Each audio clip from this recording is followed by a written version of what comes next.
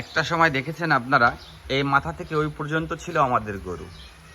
এখানে আছে এই ডিভাইড করা পাইপ দিয়ে, এখানে 23টা গাভীর জন্য জায়গা আছে। সুপ্রিয় দর্শক, যে যেখান থেকেই আমার এই প্রতিবেদনটি দেখছেন সবাইকে জানাই প্রাণঢালা অভিনন্দন। এখন আমাদের কাছে শুধু এই 4টায় গাভী আছে, এই 4টাই হচ্ছে প্রেগনেন্ট। তো আগে আমার দেখেছেন গোয়াল ভর্তি গরু, ষাঁড় গরু, গাই গরু শেড দিয়ে আমার 48টা গরু ছিল এক সময়। কিন্তু সেই 48টা গরুর থেকে বিক্রি করতে করতে এখন এই 4টা গাভীন গরুতে এসে ঠেকেছে। তো এই 4টা দিয়েই আবার শুরু করতে চাচ্ছি আমি। সব কিছুই আছে ঠিকঠাক, সব কিছুই আগের মতো, শুধু গরুর জায়গায় গরু নেই।